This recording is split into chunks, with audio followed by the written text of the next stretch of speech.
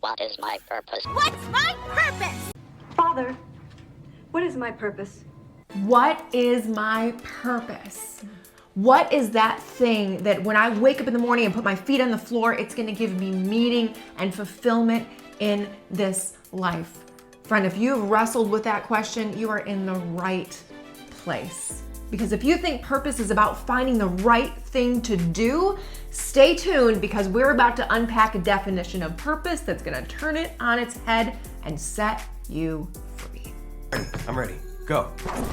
Hey there, and welcome to No Small Life, where we help you create a life you love no matter what you've walked through. Your life is not small and you don't have to live it that way any longer. We are Chris and Megan Rhea, and today we're talking about purpose, finding direction in life. The truth is, we all want to find fulfillment in this life. And that happens when we know our purpose. We know what we were designed to do on this earth. And I believe every one of us has a unique purpose.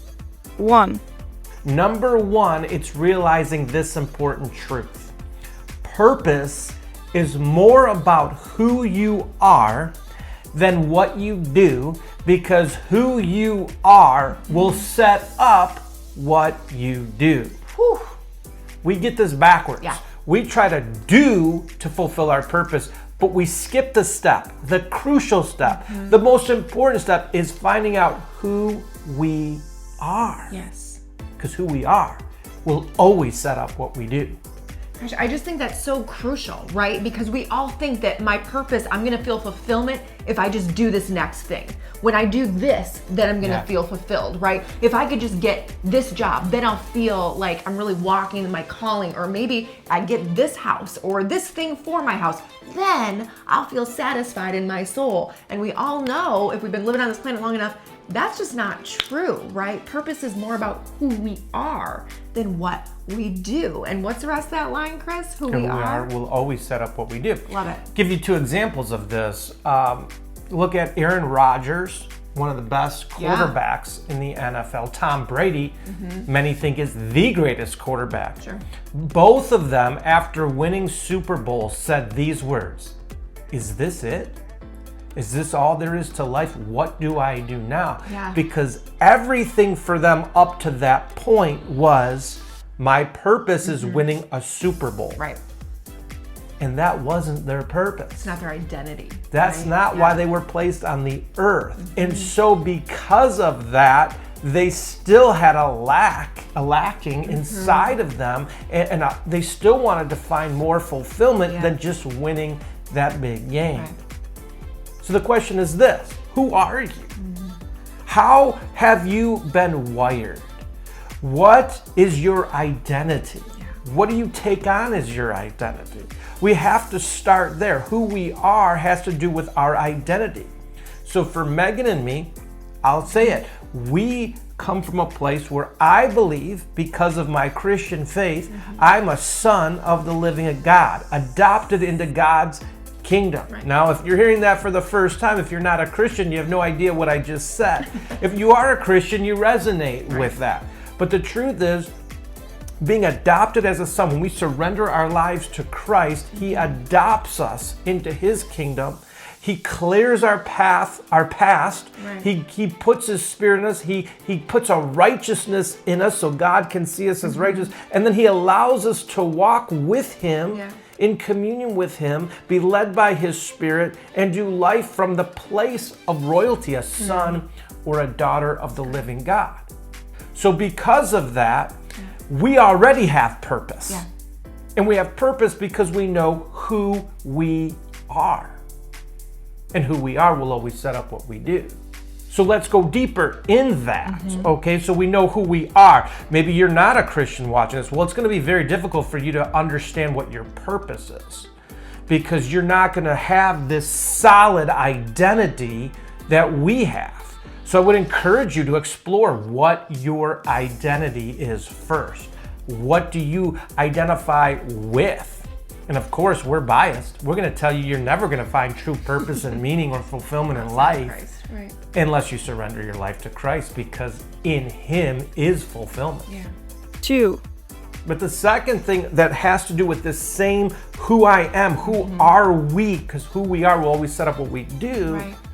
has to do with what you're good at, what God has already gifted you to do. What are you naturally gifted and talented at? We all have these things. Yeah, how has God wired you, right? What are you naturally good at that maybe some other people struggle with? What are you wired to love? What are you not good at? I think that's a great place to start, right? Like, I know I'm not called to be an accountant. I have such respect for people that love crunching numbers and getting to the bottom of things. I'm just not wired that way. I'm a creative. I'm more of an artist. I see the world a little bit differently. Sometimes I may take longer to solve a problem, but it might have an unconventional solution, right? And I also know that I love communicating with people. I love doing this on YouTube. I love sitting across from another person and pouring into them and seeing transformation. So I believe that God's wired me to be a creative communicator. But how has He wired you? What are you good at? What are you passionate about? What's already inside of you? Yeah, because the problem is we all want to be something we're not Comparison, a lot of times. right? Oh, gosh, yes. Comparison, we compare ourselves to other people. For instance, I would look at Aaron Rodgers and Tom Brady and say, oh my gosh, these guys get to play a professional sport at the highest level. They're making all this money. They're famous. Right. How cool would that be? I'd love to be a professional athlete. That's not how God has wired me. You know, we look at other people like a musician. I'd love to be on stage, leading the way in music, singing, people all around, singing the songs that I wrote or you wrote. Cool. I mean, how cool would that be? So we want maybe that in our lives. But the truth is, not all of us are like that. I have cousins who are engineers, who can take things apart and put them back together. And they were doing that since the time they were crawling around. Right. Me, if I take something apart, it's never getting put back together the right way. It's just not gonna happen. I'm not wired that way. But what we do is we try to become something we're not. And we try to get other people to become like us or do it our way. We do this in marriage. We do this with other people. Why are you doing it that way? This is how you need to do this. Well, we forget that we are all wired differently and that different is good. Yes. It helps us fulfill our purpose. I think too often we spend so much time honing in on, like you say, trying to get good at the thing that we're just not good at, right? We invest all this time and money here, where in actuality, let's say I wanted to be a professional basketball player. Right. Not gonna happen. You're not 6'8". but I spent all of my time doing this. I might become 50% better, but I'm never gonna be a professional basketball athlete. Why? That's not my gift. That's not the way that God has wired me, right? So there's people with natural ability to play sports, right? For sure. And don't get me wrong, they still have to work hard. But for us to tell someone, you can be anything you want to be in life if you work hard enough at it is not true. It's a disservice. No, because you do have to have a level of talent to get there. There's only going to be about 300 golfers in the entire world who get paid a high level of money to play golf. You think about 8 billion people on the planet. You start telling everyone you can be a professional golfer. We're doing them a little disservice. There are people naturally gifted, like Tiger Woods. He shot 45 when he was 5 years old. And so if he can do that at 5 years old, he's got the ability in him and he can work that gifting out. But what if instead of taking all that time and focusing on what you're not naturally gifted at, and hey, if it's your hobby, you do you, right? But we're talking about purpose. What if you focused your energies on the things that you were naturally good at? That's gonna help unlock some more purpose in you. That's a great point, Meg, because like I love watching football and I love playing golf. But those are not things I would want to do as a career. I love them as a hobby. You know, I like watching football. I don't want to like commentate on football because it would take the fun out of it for me. You know, I don't want to put the pressure on myself to play golf professionally. I just want to go out there and have a good time. But the things I am good at, the things that God has wired me, for instance, is I know that he's made me a teacher and a leader. That's what he's put inside of me. There's a lot of things I'm not. But I know that I can teach and I can lead. And those gifts in you were very prevalent from a young age. From a young age. Yeah. And so what we need is to understand what. That's the first step, is who we are, what our identity is, and then what are we good at? What's the talent and gift that we have inside of us? 3. And then when you know what your identity is, what the talent and gift you have, now you put your passion on top of that. So for instance, let's break this down. Break it down. Okay. Chris Ria, I believe I'm a Christian. I'm a Christ follower. My identity is a son of a living God. I know that. I know God has wired me to have a teaching and a leading gift. My passion is helping people discover the fulfillment they can have in God, the transformation that can take place once they surrender their life to Christ. You can be a Christian who has an identity as a son of the living God, a daughter of the living God, but doesn't have the teaching or leading aspect, but you're really good at taking things apart and putting them back together, right? You can be an engineer in the workplace. You can be an inventor, like right, because God might have blessed your brain to think in a way that this world needs. So don't try to become somebody else or idolize somebody else's gift. No, the world needs the way he's wired you. For instance, for Megan, okay, she has a degree in theater. Right? And so she can act, she can sing, and she's done those things. Yes, I have. In fact, you don't know this about Megan, but she was in some infomercials on TV. It has to do with these nails. And if you instant message me, I might send you some of those YouTube links of some of those videos. It's okay, you don't have to do that. But all that to say, those things, doing those things weren't my purpose, right? Like I wasn't. You found purpose in there. I found purpose in there. It was in my gifting, in my wheelhouse. But when I was no longer acting professionally, that didn't change my purpose or my identity, right? My purpose, my identity, I'm a creative communicator. And so whatever avenue is in front of me at that time, I can use that gifting and find purpose and fulfillment in that. Right. When you are recognizing your identity as a daughter of God, you love creative things and communicating in a creative way, whether that's singing, whether that's speaking in a creative sense, whether that's doing something artistic, you find your purpose in that. Your passion is the same as mine is. You feel like you're called to advance the kingdom of God, help people understand who he is, maybe who think a little differently than I think, and communicate with them. So when you define your purposes, identity, daughter of God, I'm gifted creatively, and I'm helping people.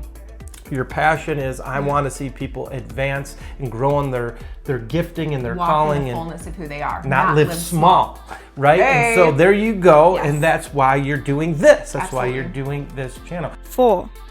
The next key is that we need to create an environment where our purpose can thrive.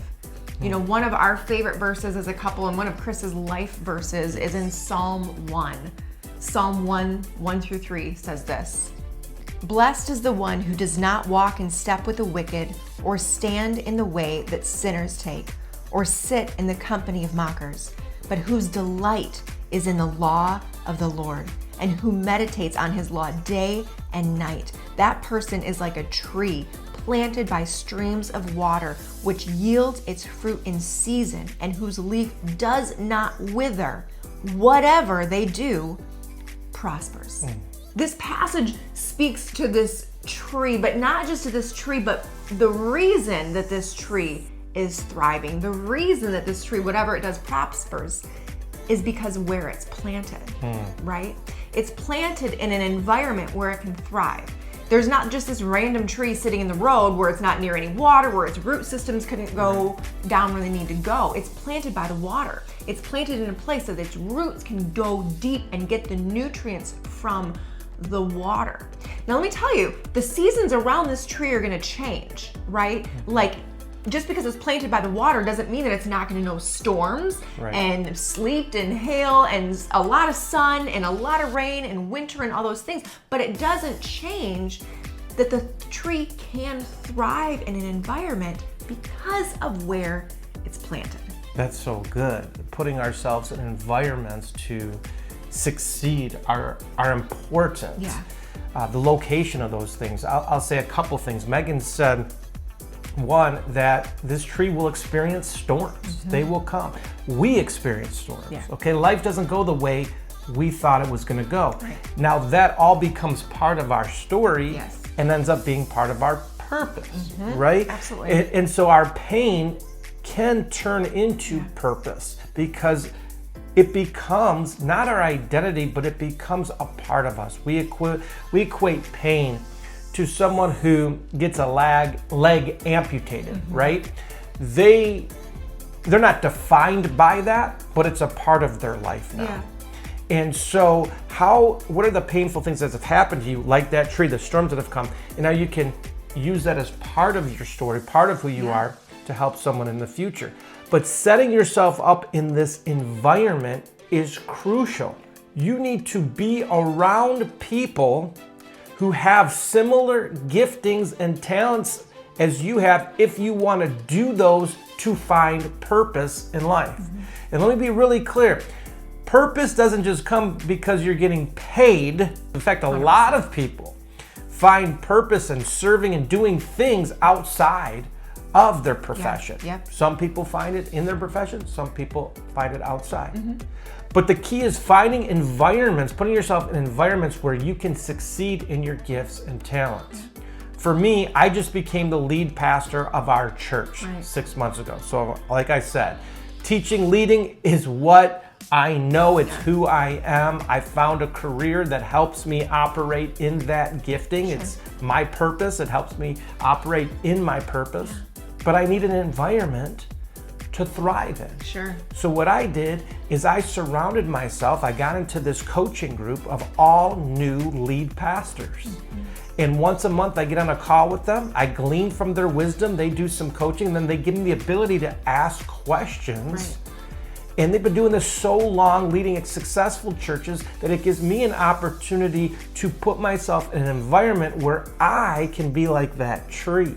I don't have to strive as much. I don't have to go out there and bang my head against the wall, but I can just soak up their knowledge and what they've learned and what they can teach me. So what environment can you put yourself in? You may have just heard what Chris said and got really excited and you can't wait to put myself in these environments. You may have watched that and thought, I don't know how to get myself out of it. You don't know my life, man. Like my environments are crazy. I'm around negative, toxic people that are draining me. I'm this and that. Here's the thing. I want you to control what you can control and let go of what you can't. Okay? And I want you to, with that knowledge, not get under condemnation or fear or reject it altogether because you don't feel like you can change it. What's in your hand that you can change? How can you put yourself in an environment once a week with people with like-minded things that are gonna fill that or fuel that purpose in you, right? You don't have to sell your house, you don't have to burn everything down. What can you do to add to your life right now, right? Know your season, friend. And I say know your season because what we do changes over time, right? If somebody thinks, I'm gonna find all this fulfillment in my career, and like you said earlier, that career goes away, what do we do now? Purpose isn't found in what you do, it's who you are. And who you are will always set up what you do. And friend, I just want you to know, you're watching this today, I'm so excited for your future. God has a good future for you. The word says this in Psalm 41-3, that you waited patiently for the Lord and he heard your cry, that he lifted you out of the slimy pit, out of the mud and mire. I'm gonna put it in the first person, right? He set my feet on the rock and gave me a firm place to stand. He put a new song in my mouth, a hymn of praise to our God. Many will see and fear the Lord and put their trust in him. So just to recap some of what Megan just said, maybe you're in a season where you just need to keep your head above water, you're going through pain, and God just wants to pick you up in this season and put your feet on solid ground. That's okay. Maybe you're here and you just want purpose and direction so bad. Telling you, number one, let's recap. You need to understand your identity. Who you are will always set up what you do. Who are you? At your core, what is your belief system tell you who you are? Number two, what are you gifted to do? What do you do naturally well? Your personality, temperament, what is it? Are you a doer? Are you someone who's more laid back? Your temperament will tell a story. And then what's your passion? And when you put your identity, your wiring, your personality, temperament, your passion together, you create purpose. Once you know that purpose, you put yourself into an environment where other people have the similar purpose and you begin to grow and thrive in that environment, and it will lead towards open doors and fulfillment. So if you want to find out your purpose, your direction in life, do those things, and I guarantee, we guarantee, you will walk and take steps towards that. And if you're watching this right now and feeling just wrestling with some of that insecurity, right? I don't know what I'm good at. I don't know what my gifts are. And you might feel just bombarded in your brain right now. Friend, I have a video for you. It's 7 minutes long and it's how to beat insecurity. It's a really vulnerable video that I did walking you through the steps that God used to set me free. I'm gonna link it down below. Watch it. It's going to help you so much. So have a great day, everyone. Remember, your life and your purpose is not small. Bye, guys.